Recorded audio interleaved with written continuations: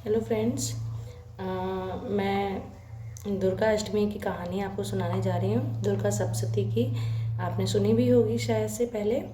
और ये व्रत वैसे तो पूरे आप नवरात्रों में कभी भी ये पाठ कर सकते हैं। दुर्गा सप्तशती की एक बुक आती है और काफ़ी मोटी होती है वो, और उसमें बहुत अच्छे तरह से विस्तार से दिया हुआ है कवच वगैरह, और उसके बाद सारा कुछ उसके 9-12 अध्याय हैं, 13 अध्याय हैं सॉरी।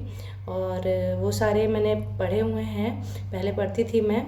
और अब मुझे एक और छोटी सी बुक मिल गई है, तो उसमें उसी को मतलब छोटे रूप में दिखाया गया है, उसी दुर्गा सप्तशती के बारे में। तो वो मैं आपके सामने विस्तार से बताने वाली हूँ। तो उस तरह से आप भी अपने नवरात्रों में व्रत रखते हों या नहीं भी रखते हों, तो भी अगर इनको पढ़ें तो बहुत अच्छा होगा। दुर्गा सप्तशती का पाठ करें या उसके अध्याय पढ़ें और अंतिम 10वीं तक आप पूरी कंप्लीट कर लीजिए तो बहुत ही अच्छा माना जाता है। चलिए अभी ये स्टार्ट करते हैं, ठीक है। दुर्गा अष्टमी की है, वैसे मैं दुर्गा अष्टमी से पढ़ रही हूँ। दुर्गा अष्टमी आश्विन मास के शुक्ल पक्ष की अष्टमी को दुर्गा अष्टमी के रूप में मनाया जाता है। इस दिन दुर्गा देवी की पूजा का विधान है।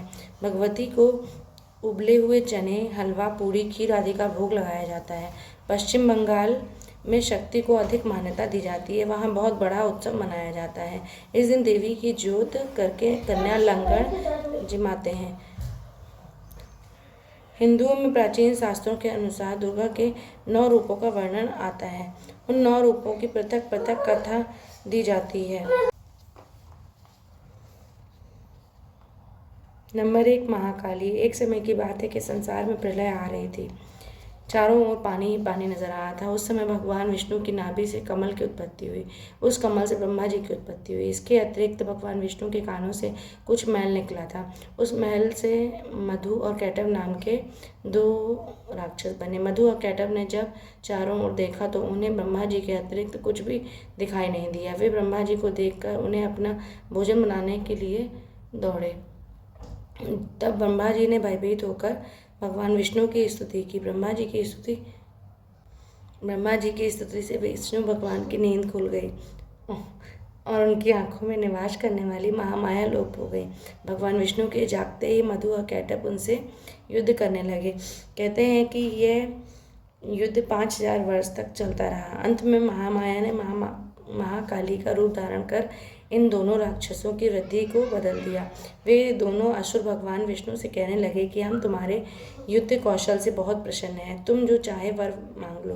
भगवान विष्णु ने कहा कि यदि तुम कुछ देना चाहते हो तो यह वर दो कि दैत्यों का नाश हो। उन्होंने तथास्तु कह दिया।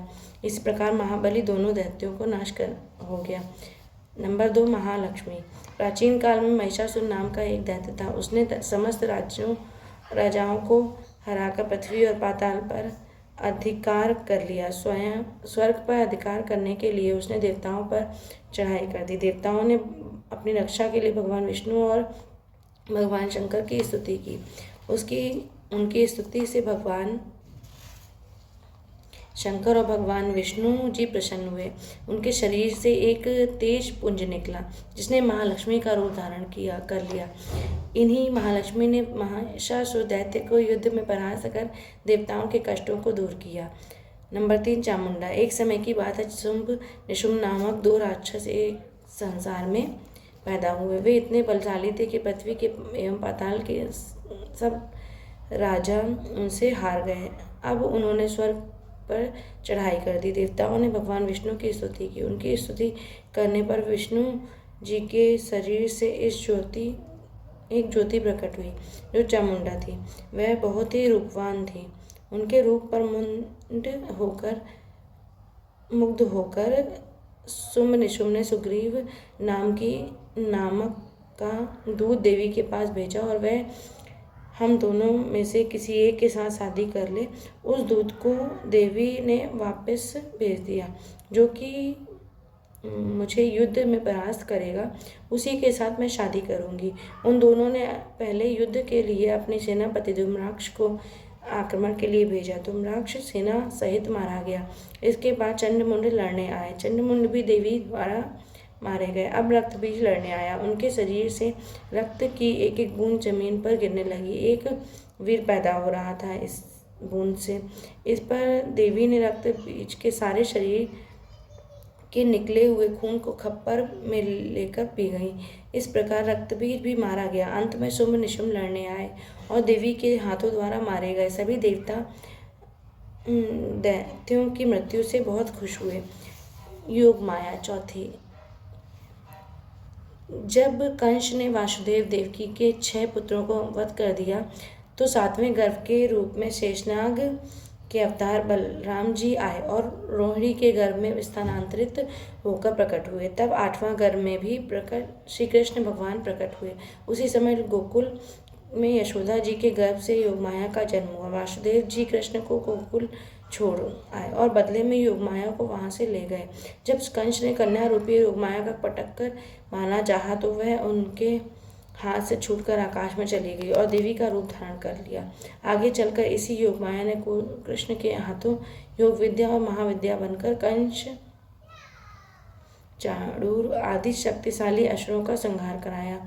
एक बार वह प्रचल कराया।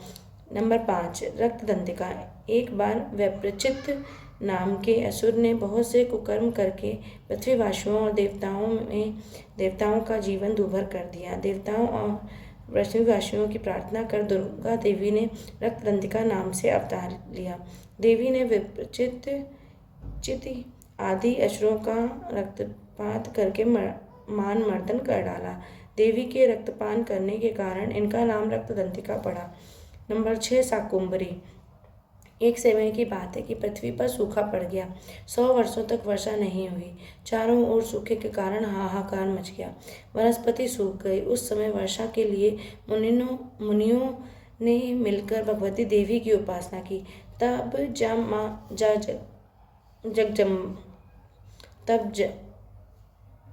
तब माँ जगदम्बा ने पृथ्वी पर शाकुंभरी नाम से स्त्री रूप में अवतार लिया और उनकी कृपा से पृथ्वी पर जल की वर्षा हुई। इससे पृथ्वी के समस्त जीव जंतु और वनस्पतियों को जीवन दान मिला। जय हो शाकुंभरी माता रानी की जय। श्री दुर्गा देवी। एक बार दुर्गम नाम के राक्षस ने अत्याचारों से पृथ्वीवासी, पाताल निवासी और देवताओं में हाहाकार मच गया। ऐसी विपत्ति के समय भगवान की शक्ति दुर्गा ने अवतार लिया। दुर्गा ने दुर्गम राक्षस का संहार करके पृथ्वी के रहने वालों और देवताओं को इस विपत्ति से छुटकारा दिलाया।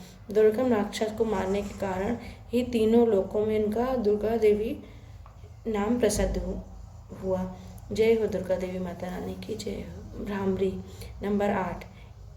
एक बार अरुण नाम के असुर के अत्याचार इतने बढ़ गए कि वह स्वर्ग में रहने वाली देवी देवताओं के सतीत्व को नष्ट करने की कुचेष्टा करने लगा। अपने सतीत्व की रक्षा के लिए देवी पत्नियों ने भौरों का रूप धारण कर लिया और दुर्गा देवी ने अपने सतीत्व की रक्षा के लिए प्रार्थना करने लगी। देव पत्नियां को दुखी जानकर उनके उद्धार हेतु दुर्गा ने भ्रामरी का रूप धारण करके अरुण असुर को सेना सहित संहार कर डाला। जय हो भ्रामरी माता रानी की। नंबर 9 चंडिका देवी। एक बार की बात है कि पृथ्वी लोक में चंड और मुंड नामक 2 राक्षस पैदा हुआ था। इन दोनों राक्षसों ने पृथ्वी लोक, पाताल लोक और देवलोक पर अपना अधिकार कर लिया। इस पर देवताओं ने दुखी होकर मात्र शक्ति देवी का स्मरण किया। देवताओं की स्तुति से प्रसन्न होकर देवी ने चंड मुंड राक्षसों का विनाश करने के लिए चंडिका के रूप में अवतार लिया। चंड मुंड को मारकर संसार का दुख दूर किया। जय हो चंडिका देवी माता रानी की जय हो 9 देवियों की जय हो माता रानी जय हो। विजयदशमी। आज दशहरा है और आप सभी को हैप्पी दशहरा। और मैं एक्चुअली 9 दिन अपने पूजा करती थी रेगुलर, बट बहुत ज़्यादा समय नहीं दे पाई और दुर्गा सप्तशती का पाठ मुझसे छूट गया था, इसलिए मैंने आज उसको समाप्त किया है। और अब विजयदशमी का भी मैं आपको कथा सुनाऊंगी। जय माता दी।